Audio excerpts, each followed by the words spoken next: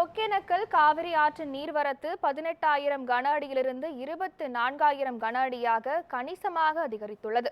இது குறித்து கூடுதல் விவரங்களை நமது செய்தியாளர் மாதையன் வழங்க கேட்கலாம். மாதையன், கூடுதல் விவரங்களை பதிவு பண்ணலாம். ஆஷா, தென்மேற்கு பருவமழை மீண்டும் தீவிரமடைந்ததனால கர்நாடக மாநிலத்தில் அமைந்துள்ள கிருஷ்ணசாகர் அணையும் கபினி அணையும் முழு கொள்ளளவை எட்டியுள்ளது. இதனால் தமிழகத்துக்கு முதல் கட்டமாக தண்ணீர் கடந்த 3 தினங்களுக்கு முன்பாக வினாடிக்கு 30,000 கனஅடியாக தண்ணீர் திறந்துள்ளனர்.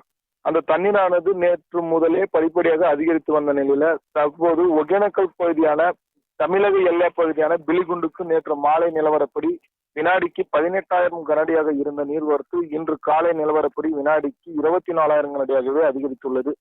மேலும் பாத்தீங்கன்னா ஒகேனக்கல் ஆற்றில் குளிக்கவும் மாவட்ட நிர்வாகம் 2வது நாளாக தொடர்ந்து தடை விதித்து வருகிறது. மேலும் தமிழக எல்லையான பிலிகுண்டு, அஞ்செட்டி, கேரெட்டி, நாட்ராபாளையம் பகுதியிலும் தொடர்ந்து கனமழை பெய்து வருவதால இன்று மாலைக்குள் மேலும் நீர்வரத்து அதிகரிக்கும் என்று எதிர்பார்க்கப்படுகிறது. தற்போது ஒகேனக்கல் பகுதியில வறண்டு போய் காய்ந்த நிலையில இருந்த நிலையில தற்போது மீண்டும் ஆர்ப்பரித்தும் கொட்டும் காட்சியை நம்ம பார்க்க முடியும். இந்த தண்ணீரானது இன்று மாலைக்குள் மேட்டூரை சென்று அடையும் என்று எதிர்பார்க்கப்படுகிறது. ஆஷா, தகவல்களுக்கு நன்றி மாதையன்.